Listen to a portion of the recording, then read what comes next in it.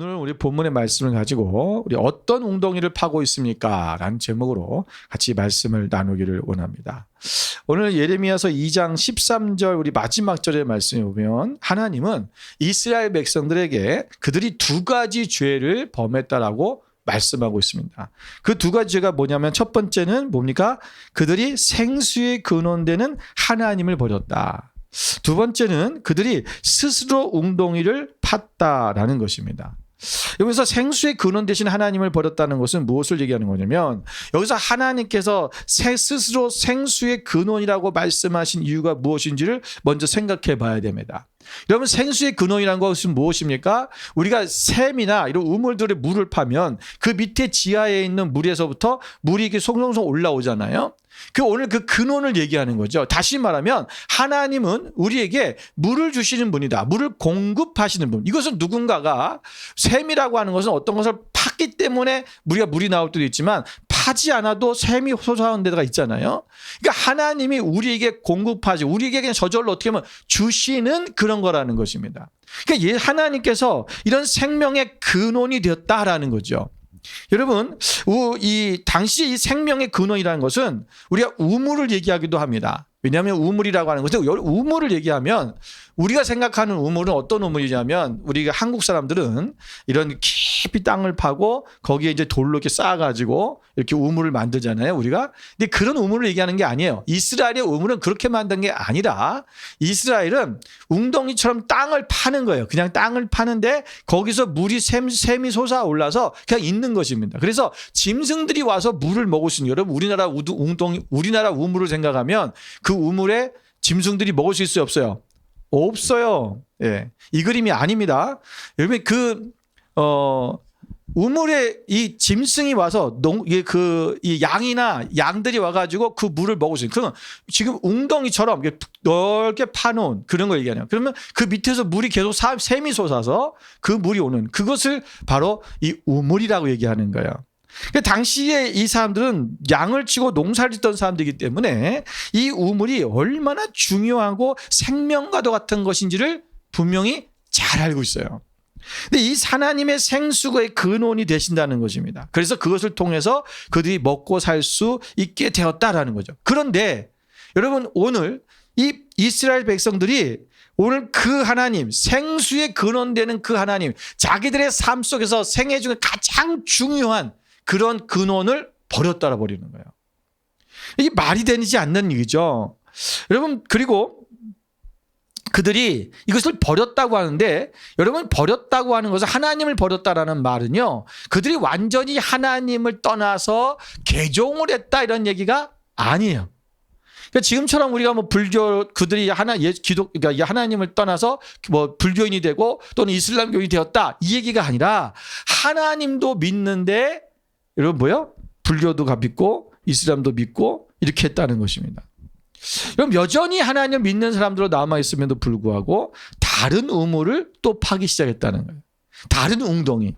그런데 이 웅덩이가 뭐냐 하면 여러분, 이것은요 계속해서 솟아나는 그런 웅덩이가 아니라 다른 웅덩이에요. 이제 아까 그림을 보여주시면 이건 뭐냐면요, 이들이 석회암 같은 돌 같은 거를 깎아가지고요, 그것을 깎으면 구멍이 내생기잖아요. 그럼 거기에 빗물이 고이는 거예요. 그래서 빗물이 고이면 그 빗물이 고인 물을 자기들이 자, 보세요. 그러니까 내가 지금 이 생수의 근원이 지금 물이 거기서부터 솔솔솔 올라나와서 있는데, 여러분, 이 물이 있긴 하지만 그러나 우리에게 물이 더 필요하다는 거예요. 물이 더 필요한데, 그런 생각을 해보니까 비가 오는데 빗물을 받아놓는 곳을 만들어 놓으면 좋지 않을까 생각을 한 거죠. 굉장히 기발한 아이디어잖아요. 우리도 지금 현대에는 뭘 만들어 놓을까? 댐을 만들어 놓잖아요. 그래서 우리가 어떻게 하면 스스로 물을 해결해 보려고 하는 인간의 노력이에요. 자, 우리가 인간의 지혜라고 할 수 있고 인간의 노력이라고 할 수 있는데, 오늘 하나님께서는 오늘 이들이 지금 이 웅덩이를 만들어 놓은 것이 뭐냐? 터진 웅덩이라는 거야. 왜 그러냐면 이게 실제적으로 여기다 석회석을 깎아가지고 이걸 이제 회치를 하고 거기다가 이제 빗물이 받아지면 되는데, 근데 이게 때로는 어떤 문제가 생겨가지고 이게 깨지기도 하고요, 물이 새어나가는 일들이 있어요. 그리고 여러분, 이것이 뭐예요? 해가 쨍쨍하면 그 물이 또 말라버리기도 하죠. 그래서 이 물이 영원히 계속되는, 여러분 샘은 하나님 말씀하는 이 샘은 계속 솟아나는 거예요. 하나님이 주시는 거예요. 그런데 이건 인간이 판 웅덩이는 깨져서 물이 새어나게 하기도 하고 어딘가로 새어나가 없어질 때도 있고 없다는 거예요. 그런데 이 어리석게도 이 사람들이 하나님이 주시는 그 생명의 근원되는 그 하나님을 붙드는 것이 아니라 또 다른 웅덩이를 파가지고 거기서부터 자기들의 필요를 채우려고 하는 그런 모습을 이야기하고 있는 것입니다. 여러분, 오늘 그들이 이것이 새어버리고 어디론가 다 있어 터져버리는, 그래서 물이 한 방울 남지도 않는 그런 웅덩이, 이런 터진 웅덩이를 계속 파고 있다라는 것입니다. 여러분, 자신들이 볼 때는 이것이 자신들이 뭔가 살아가는데 지혜 있고 그리고 자신들의 노력이고 이렇게 하는 것이 뭔가 더 만족이 있다라고 생각을 했다는 것입니다. 어떻게 이런 바보 같은 짓을 할 수 있을까? 계속해서 솟아나오는 그 샘물을 놔두고 자신들이 파는 것이 그것이 낫다고 생각하는 이유가 뭘까라는 거죠. 여러분, 영적으로 소경이 되고 영적으로 무감각해지기 시작하면 또 육적으로 살아가는 사람들은 반드시 이러한 어리석은 일들을 행하게 되어져 있습니다. 여러분, 우리 안에 계시는 성령님이 아니라 육신의 소욕이 우리를 끌고 가는 곳에는 반드시 이런 일이 일어난다는 것입니다. 어떻게 샘 근원과 우물도 아닌 그 웅덩이를 비교할 수 있고 그 웅덩이를 팔 수가 있겠냐라는 것입니다. 여러분, 웅덩이는 빗물을 받아서 쓰는 그냥 기능에 불과한 것입니다. 그러나 그것이 빗물조차도 그냥 조금씩 다 새어나가서 제대로 사용할 수 없는 그런 웅덩이를 그들은 계속해서 팠다라는 것이죠. 오늘 하나님은 이러한 유다 백성들 향해서 이렇게 말씀하고 있습니다. 11절 말씀에 보니까 뭐라고 말씀하느냐면, 어느 나라가 그들의 신들을 신 아닌 것과 바꾼 일이 있느냐? 그러나 나의 백성은 그의 영광을 무익한 것과 바꾸었도다. 여러분, 하나님께서 오늘 말씀하신 건 너희가 믿음을 정절을 지키라고 하는 거예요. 오늘 어떤 신들이, 여러분 생각해 보세요. 여러분, 어떤 다른 신을 믿고 있는, 우상을 섬기고 있는 다른 종교의 사람들이, 여러분 지금은 뭐 그 사람들이 이게 막 이상해졌지만 과거에 여러분 어떤 다른 신을 믿던 사람들이 다른 신을 또 믿는 경우가 있냐는 거예요. 여기 이런 경우가 있습니까? 없어요. 왜냐하면 그들은요, 자신들이 믿는 신을 떠나면 죽는다고 생각했어요. 저주받는다고 생각했거든요. 그러니까 자기의 믿는 신은 왜 다른 것을 또 믿는다는 건 상상할 수 없는 거예요. 그런데 여러분, 하나님을 믿는 하나님 백성들이 하나님을 믿으면서도 다른 것을 또 믿기 시작하고 다른 것을 의지하기 시작했다라는 거죠. 여기서 또 다른 우동이를 팠다는 것은 우상 숭배를 얘기하는 거예요. 그런데 오늘 이스라엘 백성들은 또 다른 우상들을 만들고 그것에 자기들이 마음을 빼앗긴 것입니다. 여러분, 이방인들은 참신이 아닌 바알을 섬긴데도 한결같은 모습을 하고 있는데, 창조주 하나님을 믿는 이스라엘 백성들이 헛된 우상과 하나님을 바꾸었다는 것입니다. 여러분, 그런데 이스라엘이 정말 하나님을 버렸습니까? 아까도 말씀드린 것처럼 이스라엘은 예나 지금이나 하나님을 버린 적은 한 번도 없어요. 그런데 하나님을 믿으면서 또 다른 것도 믿는 거예요. 이것을 우리가 뭐라고 하냐면 이것을 혼합주의라고 말합니다. 여러분, 오늘날 우리 신앙 안에 이 혼합주의가 얼마나 많이 지금 펼쳐져 있는지 모릅니다. 얼마나 깊숙이 우리 가운데 들어와 있는지 모릅니다. 혼합주의의 대표적인 게 뭐냐면 종교다원주의죠. 포스트 모더니즘입니다. 여러분, 종교다원주의와 포스트 모더니즘은 같은 거의 의미인데, 종교다원주의라는 건 종교적으로 한정돼서 말하는 거고, 포스트 모더니즘은 전체적인 사회, 문화 모든 것을 통틀어서 말하는 거예요.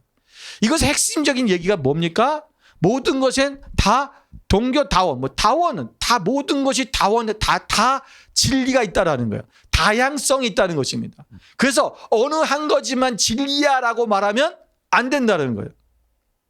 그러니까 모든 생활, 삶에 있는 모든 사회와 문화 모든 것들이 다 각자에 대한 다양한 이유가 있고 다양한 가치가 있고 다양한 그들의 뜻이 있기 때문에 그것을 다 인정해 줘야 된다. 종교다원주의는 모든 종교에도 뭐가 있다? 구원이 있다. 각자에서 말하고 있는, 불교에서 말하는 것과 이슬람에서 말하고 있는, 유대교에서 말하나 기독교에서 말하는 거나 모든 것에는 뭐요? 구원이 있다. 그럼 각자의 그 구원을 인정해 줘야 된다라는 거죠. 여러분 오늘날 이 사상이 이 포스트 모더니즘 사상이 어디까지 온 거예요? 동성애까지 온 거예요. 동성애가 뭐예요? 성적인 자기 주장이에요. 자기들의 각자의 원하는 게 틀리다는 거예요. 그거 인정해 줘야 된다는 거죠. 그게 왜 나쁘냐는 거예요. 왜 그게 죄가 되느냐라는 것입니다. 모든 것이 자기가 옳다 하면, 여러 사람이 옳다고 하면, 원한다면 그것 또한 진리가 될 수 있는 거예요. 그러니까 오늘 우리 기독교는 오직 하나님 예수 그리스도만 믿어야지만이 구원을 받는다고 하는 이 사고를, 이 사상을 말하니까 오늘 기독교는 독선이라고 말하고 기독교는 필요 없는 존재가 돼버리는 거야. 그래서 기독교를 욕하기 시작하고 기독교를, 예수 그리스도를 믿는 것은 사회적으로, 문화적으로 뭐요? 반사회성이라는 거죠. 여러분이 앞으로는요, 기독교인들이 반사회성 문제가 사람이 돼버려요. 이런 반사회성 사람들이 소시오패시아라든가, 예? 사이코들 얘기하는 거 아니에요. 예, 사회 적응이 안 되는 사람. 그러면 이제 앞으로는 무슨 일이에요? 기독교인들이 이 사회에 적응이 안 되는 사람이 되는 거예요. 그러면 여러분 기독교인들을 어떻게 해야 돼요? 나중에는 기독교인이 정신병자 취급을 당해요. 여러분 지금 원래는요, 제가 상담학을 공부할 때 여러분 정신 편람이라는 게 있어요. 그게 이제 우리가 정신 질환에 대한 것을 이걸 검사기로 해갖고 검사를 이렇게 쭉 하는 게 있거든요. 그래서 그걸 하면 이 사람이 무슨 병이 있고 무슨 병이 무슨 있고 쭉 나와요. 뭐 편집증 무슨 뭐 이런 거 쭉 나오거든요. 그런데 거기에 그 정신편람이라고 하는 책이 짜여서 그러면 그걸 보고 그 병에 대한 것들이 대한 내용이 어떤 병인지 쭉 나와요. 그걸 이제 보면서 이제 그걸 이제 판단해 이제 해주는 건데 거기에 보면 동성애가 나와요. 근데 동성애가 어디에 분류되냐면요, 정신병에 거기 들어가 있어요. 동성애가. 예. 정신병이었어 옛날에. 불과 여러분 몇 년 전만 해도 제가 그때 공부할 때만 해도 그때 뭐 2년도 3년도지만 여러분 그때만 해도 여러분 정신병의 한 종류예요. 근데 지금은 어떻게 됐어요? 그게 정상이 돼버린 거야. 그러면 이제 앞으로는 우리가 정신병자가 되는 거예요. 이게 여러분 이게 그냥 웃을 일이 아니라 실제가 되고 있는 거예요. 여러분 우리가 하나님 앞에 여러분 이런 사회적으로 이런 혼합주의, 그런데 이것이 여러분 오늘날 교회 안에도 이러한 혼합주의가 들어오고 있다는 거예요. 그리고 점점 사회와 흘러가면서 사회에서 말하고 있는 것이 옳다라고 말하고 있는 거죠. 여러분 시대가 아무리 흘러간다 할지라도 하나님의 자녀는 하나님의 말씀 안에 거하고 오직 그것만이 진리인 것을 알고 진리를 떠나서는 안 된다라는 것입니다. 여러분 여호수아서 24장 15절 말씀에 보면 이런 말씀이 있습니다. 함께 읽어볼까요? 만일 여호와를 섬기는 것이 너희에게 좋지 않게 보이거든 너희 조상들이 강 저쪽에서 섬기던 신들이든지 또는 너희가 거주하는 땅에 있는 아모리 족속의 신들이든지 너희가 섬길 자를 오늘 택하라. 오직 나와 내 집은 여호와를 섬기겠노라 하니. 여러분 여호수아는 가나안 땅에 들어가서 이스라엘 백성들이 자꾸만 주변에 있는 이방신들, 그 이방 사람들이 믿고 있는 그 신들에 자꾸 마음이 거기에 쏠리고 있고 그것에 기웃거리니까 이 얘기하는 거예요. 너희가 하나님을 섬기는 것을 좋지 않게 여기면 너희가 가서 섬기라 이거예요. 그러나 나는 여호와 하나님을 섬길 것이다. 오늘 택해라 이 말은 뭐예요? 저것도 좋고 이것도 좋은 것은 없더라는 거예요. 혼합은 안 된다는 거예요. 여러분 오직 하나님만 섬기는 사람이 돼야 된다. 오늘 우리 안에 우리가 이것이 하나님만, 우리가 진정한 나의 참 생명의 근원 대신 그 근원, 샘물의 근원, 그 근원이신 하나님만 우리가 붙잡고 살아가면 우리는 된다라는 것입니다. 자꾸만 다른 것에 마음을 빼앗기지 말라는 거예요. 다니엘서 1장 8절에 뭐라고 말했습니까? 다니엘은 뜻을 정하여 왕의 음식과 그가 마시는 포도주로 자기를 더럽히지 아니하기로 작정했다라는 거예요. 여러분 지금 포로로 잡혀왔어요. 포로로 잡혀와서 환관장이 지금 이 사람들을 왕의 지혜자로 아이들을 세우길 원하는 건데 그래서 이 아이들을 잘 훈련시키고 잘 먹여야 돼요. 그런데 자기가 하나님 우상에게 바쳤던 재물을 먹지 않겠다는 거예요. 그거 율법이죠. 하나님의 말씀대로 그것을 지키겠다는 거예요. 어떤 이런 담대함이 나올 수 있습니까? 여러분, 우리가 세상이 아무리 말하고 환경과 상황이 아무리 힘들고 어렵다 할지라도 우리는 하나님 앞에서 하나님 앞에 뜻을 정해야 되는 거예요. 오직 나는 하나님만 섬기겠습니다. 이런 믿음의 절개, 이런 정절이 오늘 우리 가운데 있어야 된다. 여러분, 정말 세상에 정말 우리 기독교인들처럼 나약한 게 너무나 없잖아요. 왜 이렇게 됐어요? 여러분, 정말 여러분 다른 종교들 보십시오. 여러분, 이슬람교 사람들은요 하루에 5번씩 기도를 해요. 여러분, 형식적으로 할 수도 있겠지만 여러분 그래도 하루에 5번씩 시간을 정해서 여러분 그렇게 한다는 것 자체가 얼마나 대단해요. 자기가 믿는 신을 향해서 자신의 생명을 바치는 거, 심지어는 자기 목숨도 드리잖아요. 여러분, 불교인들 보십시오. 1,000번을 뭐예요? 엎드려서 절을 한대요. 여러분, 인간이 1,000번을 어떻게 할 수 있습니까? 여러분, 오행일치, 그다음에 무슨 일보 삼배하는 거, 아니, 삼보 일배. 여러분, 그걸 자기가 이 몸을 완전히 얼굴이 땅에 닿을 때까지 그러면서 엎드려서 그것을 절하고, 삼보 가서 엎드려 절하고, 뭐 세상을 구하겠다고, 때로는 자신들이 어떤 도를 깨닫는다고 그런 거 하잖아요. 여러분, 우리가 그런 거 하라는 얘기가 아니라 정말 자기의 신을 믿고서 자기를 헌신하고 자기를 드리고 시간을 드리고 모든 것을 드리는 그런 사람들. 그런데 오늘날 하나님의 교인들이, 하나님 믿는 하나님의 백성들이 하나님 앞에 이런 열정과 이러한 하나님에 대한 사랑과 이런 패기가 오늘날 사라져버렸다는 것입니다. 오늘 교회 안에 무엇만 남아있습니까? 그저 세상을 따라하는 문화만 남아있고, 어떻게 하면 사람들이 그냥 자기 스스로를 만족할 수 있는 그런 웅덩이들만 파고 있지는 않는가라면, 오늘 우리는 어떤 웅덩이를 파고 있느냐라는 것입니다. 어쩌면 우리 각자마다 자기에게 필요한 우물들을 또 하나씩 파고 있는지 몰라요. 하나님이 주시는 거로 만족하지 못하는 거죠. 하나님께서 하시는 일 등에서 그것으로는 다 안 될 것 같다는 거죠. 그러다 보니까 내 힘으로, 내 능력으로 무엇인가를 해보려고 하는 거예요. 그런데 내가 해보려고 하는 이 모든 것의 원천적 근원은 무엇입니까? 사실은 자기 만족이라는 거예요. 나의 삶의 어떤 만족을 누리기 위해서 우리의 웅덩이를 파고 있는 거예요. 새고 있는데 그것은 영원한 물이 아닌데 터지는 웅덩이인데 계속 그 웅덩이를 파고 만족스럽게 보고 있다는 것입니다. 여러분, 자기 만족을 추구하는 것은 모든 인간의 보편적 성향입니다. 하나님께서 인간을 그렇게 만드셨어요. 그런데 여기에는 문제가 있습니다. 무슨 문제냐면 이 만족을 어디서 얻고자 하고 무엇을 얻고자 하는가요.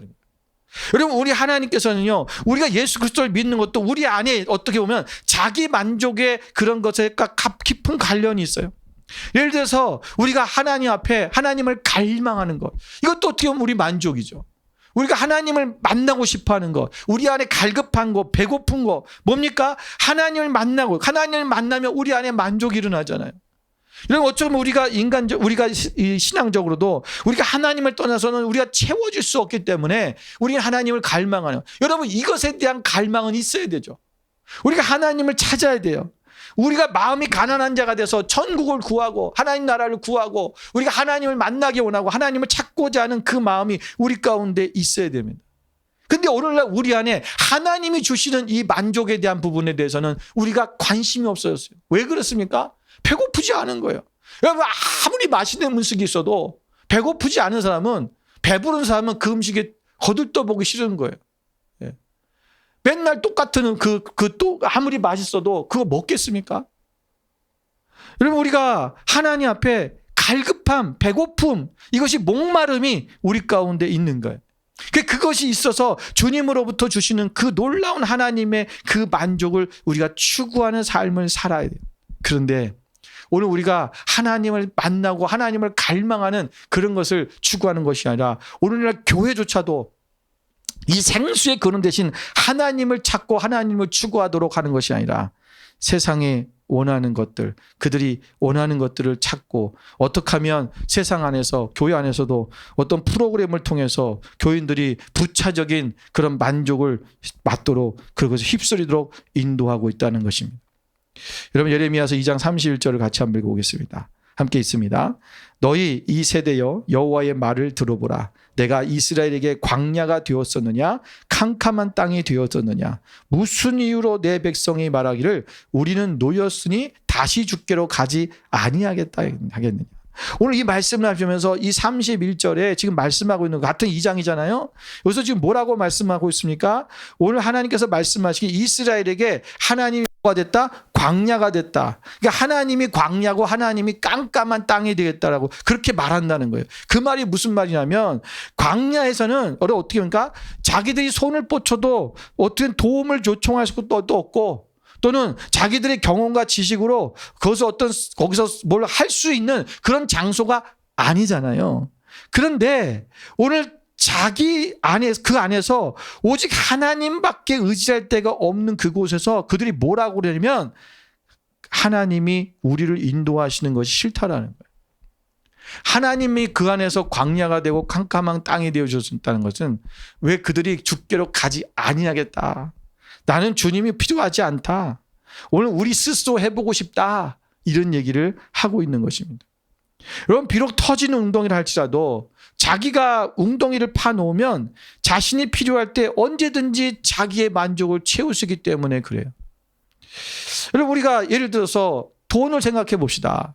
여러분 하나님이 주시는 대로 공급하시는 대로 사는 사람은요. 어떤 삶이냐면 하나님이 주시는 대로만 살아야 돼요. 그렇잖아요. 저희 예전에 그렇게 살았어요. 예, 뭐 벌이가 없으니까 하나님이 주시면 밥 먹고 없으면 수제비 먹고 예. 하나님이 주시면 집세 내고 그래서 산 거예요. 그런데 돈이 또 생기면 이제 돈이 생기니까 어떻게 됩니까? 외식도 하기도 하고 짜장면도 먹을 수 있고 예. 얼마나 좋아요. 근데 그때는 짜장면도 못 먹어. 하나님이 먹여주세요 먹이는 거예요. 예. 내가 먹고 싶을 때 먹는 게 아니라 하나님이 필요해서 얘 고기 먹을 때가 됐구나 하고 누구 불러갖고 어디서 불러갖고 쟤 좀 고기 먹여라 그러면 누가 불러줘요. 그럼 가서 고기 먹는 거예요. 예. 누가 월남쌈 뭐 해놨으니까 와서 먹으세요 그러면 가서 월남쌈 먹는 거예요. 내가 먹고 싶을 때 먹는 게 아니죠. 하나님이 공급하신 대로 사는 거예요. 근데 여러분 내가 다른 웅덩이를 타고 거기 파놓은 게 있으면 내가 먹고 싶을 때 먹고 싶은 것을 먹을 수 있어요. 인간은 이 만족을 위해서 또 웅덩이를 파는 거예요. 계속 파는 거예요. 여러분 하나님은 오늘 자기 만족을 채우기 위해서 파는 이 웅덩이를 바로 죄라고 말씀하신 거예요. 하나님을 떠나서 자기 스스로 무엇인가를 자기의 욕심과 자기의 욕구를 채우고 싶어 하는 것. 하나님 필요 없다라는 거예요. 여러분 시편 62편 5절에 보면 나의 영혼아 잠잠히 하나님만 바라라. 무릇 나의 소망이 그로부터 나온도다. 여러분 우리는 하나님만을 바라봐야 돼요. 그 하나님께서 오늘 우리 가운데서 그 하나님만이 우리의 소망이 되시고 그로부터 그 소망이 나온다라고 말씀하고 있잖아요. 여러분 우리가 이것을 다시 하나님 앞에 이것을 회복해야 돼요. 하나님만 바라봐. 어떻게 하나님을 회복하려면 어떻게 될까? 여러분 하나님을 다시 찾아야 됩니다. 오늘 우리가 읽지 않았지만 그 앞에 6절 8절에 보면 이런 말씀이 있어요. 6절에도 보면 후반부에 맨 끝에 보면 여호와께서 어디 계시냐 하고 말하지 아니하였도다. 8절에도 보면 그들이 제사장들은 8절 첫 번째 원 제사장들은 여호와께서 어디 계시냐 말하지 아니하였으며 무슨 말입니까? 하나님이 어디 계시냐라고 말하지 않았다는 말이 뭐예요? 하나님을 찾지 않았다라는 거예요. 하나님을 구하고 하나님을 만나려고 하지 않았다는 것입니다. 여러분 우리가 하나님을 찾아야 됩니다. 다시 그 하나님을 만나려고 해야 됩니다. 하나님 안에서 주시는 그 하나님의 주시는 만족, 하나님의 성령의 능력으로 우리 가운데 부어주시는 그 영적인 갈급함을 채워주시는 그 하나님의 풍성하신 사랑과 하나님의 평강, 오늘 그 하나님의 기쁨을 우리가 다시 만나야 되는 거예요. 그래야 우리가 터진 웅덩이를 파지 않습니다. 오늘 하나님께서 우리가 하나님을 찾으려면 여러분 하나님의 사랑을 기억하라는 거예요. 여러분 오늘 본문의 말씀에도 보면 2장 2절에 앞에 그 말씀이 이런 말씀이 있어요. 2장 2절에 무슨 말이냐면 그 중후반에 보면 내가 너를 위하여 내 청년의 때의 인애와 내 신혼 때의 사랑을 기억하노니 그랬어요. 여러분 오늘 하나님께서 이스라엘 백성들에게 말하는 게 뭐냐면 내 청년의 때의 인애 그리고 너의 신혼 때의 사랑을 기억한다. 그건 뭐예요? 다시 그때를 너희가 기억하라는 거예요. 그 사랑이 뭡니까? 청년의 때 인애. 인애란 말도 사랑이에요. 이거 헤세드라고 하는데 이 사랑은 헤세드 사랑이에요. 여러분 하나님이 우리에게 주시는 사랑, 그 사랑. 여러분 이 신혼 때 사랑, 이 사랑을 기억해라. 하나님과의 첫사랑을 기억해라. 라는 것입니다. 여러분 우리가 다시금 하나님을 찾으려면 하나님을 만났던 그때 하나님을 열렬히 사랑했던 그 사랑의 순간으로 다시 돌아가야 돼요. 오늘 그래야 우리가 하나님의 사랑이 회복되기 시작합니다. 여러분 왜 솔로몬이 하나님으로부터 떠나게 되었습니까? 여러분 우리가 잘 알다시피 요즘 계속 이 얘기가 많이 나오는데 열왕기상 11장 3절 4절에 보면 뭐라 그랬어요?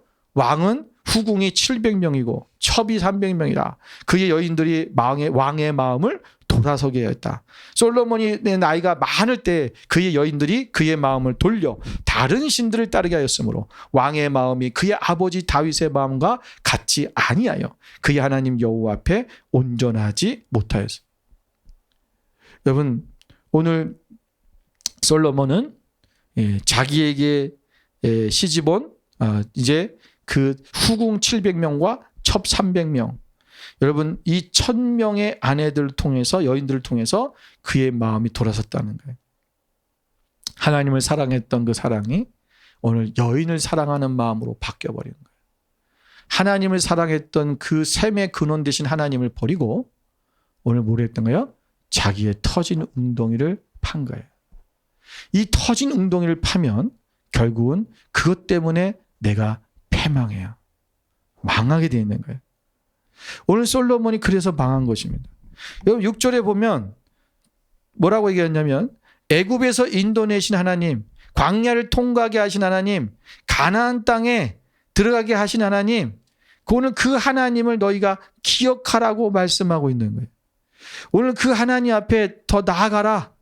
오늘 하나님께서 오늘 우리를 어떻게 이스라엘 백성들 인도하셨는가 그때를 기억하라는 거예요. 광야를 어떻게 통과하게 하셨는지 여러분 가나안 땅에 들어가게 하신 것 이 모든 것들을 생각하고 하나님이 어떻게 우리 가운데 공급하시고 인도하시고 우리를 지키시고 보호하시고 우리를 하나님께서 어떻게 승리케 하셨는지를 그것을 다시 생각해 봐라. 오늘 하나님은 우리를 그렇게 하실 수 있는 분이다. 내 힘으로 내 능력으로 하려고 하는 삶에서 벗어나라는 것이죠. 신명기 7장 8절의 말씀에도 보면 여호와께서 다만 너희를 사랑하심으로 말미암아 또는 너희의 조상들에게 하신 맹세를 지키려 하심으로 말미암아 자기의 권능의 손으로 너희를 인도하여 내 시대에 너희를 그 종되었던 집에서 애굽 왕 바로의 손에서 속량하셨으니 하나님의 권능의 손으로 그들을 인도해내셨다. 그들을 애굽에서 탈출시키셨다. 그 애굽의 바로의 손에서 그들을 구원하셨다라고 말씀하신 거예요. 여러분 우리가 하나님이 그 행하셨던 그 일에 우리가 은혜를 생각하고 그 은혜에 감사하고 그것을 생각하기 시작하면 뭐요? 오늘 또 우리 안에 하나님께서 일하시고 하나님께서 그렇게 하실 것을 믿고 우리는 생수의 근원 되신 그 하나님을 붙잡고 나가는 오직 그 하나님만 붙잡고 나가는 삶이 우리 가운데 있을 수 있는 것입니다. 여러분 시편 103편 2절에 보니까 내 영혼아 여호와를 송축하며 그의 모든 은택을 잊지 말지어다. 오늘 하나님의 은혜를 잊지 말아라라는 내 영혼아. 여러분 이 시편 기자가 여러분 이것을 지금 자신 앞에 지금 자기 영혼에게 외치는 거예요. 왜 그랬을까요? 자꾸만 하나님의 은혜를 잊어버리는 거예요. 여러분 우리가 신앙생활을 하면서 어때요? 내가 어떤 힘든 일이 있고 어려운 일이 있고 내 삶에 어떤 부딪히는 일이 있을 때마다 하나님이 우리 가운데 역사하시고 우리에게 은혜를 주셨던 이 사건들을 우리가 기억해야 되고 그것에 감사하고 있습니까? 아니잖아요. 자꾸 잊어버려요 인간이. 오늘 시편 기자는 그래서 내 영혼에게 외치는 거예요. 그에게 명령하는 거예요. 나에게 내 영혼아 여호와를 송축해라. 그의 은택을 그의 은혜를 잊지 말아라. 하나님이 오늘 우리에게 주신 그 베네핏이 얼마나 많은지, 오늘 우리에게 주신 그 은혜가 얼마나 많은지 그것을 잊지 말아라. 여러분, 인간은 다 똑같은 거예요. 우리 잊을 수 있어요. 그래서 우리는 우리 영에게 날마다 명령해야 돼요. 내 영혼아 여호와를 송축하며 그의 은택을 잊지 말지어다. 여러분, 이제 우리는 이 터진 웅덩이를 그만 파야 됩니다. 우리가 하나님 말고 차고 있는 주머니를 내려놓으라는 것입니다. 우리가 하나님을 찾아야 하는데 그 길로 가지 못하도록 하는 잠깐의 그 만족과 쾌감을 제공해주는 모든 삶의 습관으로부터 떠나야 됩니다. 그것들이 무엇인지를 생각해 보십시오. 오늘 그리고 내려놓아야 됩니다. 그런 죄의 성향이 우리 안에 어떻게 나타나고 있는지, 그리고 이것이 어떻게 나의 주변에 있는 사람들에게 영향을 주고 있는지, 고통을 주고 있는지 하나님 앞에 물어야 돼요. 그리고 생수의 근원 되신 하나님께로 우리는 다시 돌아가야 돼요. 오늘 교회가 여러분의 터진 웅덩이로 존재하게 만들지 말아야 됩니다. 나에게 도움이 될 사람을 찾는 그런 수준에서 이제는 내가 섬겨야 될 사람을 찾고 내가 다가가 사랑함으로써 내게 주신 하나님의 선하심을 흘려보낼 수 있는 그런 관계를 찾는 그런 교회가 되어야 됩니다. 우리가 인내하면서 하나님을 기다리겠다고 말씀드리십시오. 하나님만 바라보겠다고 기도하십시오. 하나님께서 나에게 그 생수의 근원을 보게 하시고 그 생수를 마시게 해달라고 그분께 나아가십시오. 하나님을 버리고 우리가 팠던 그 모든 터진 웅덩이에서 만족을 구했던 것에 대해서 우리가 회개하고 우리가 하나님 앞에 나아가는 이 시간이 되시기를 주님의 이름으로 축원을 드립니다.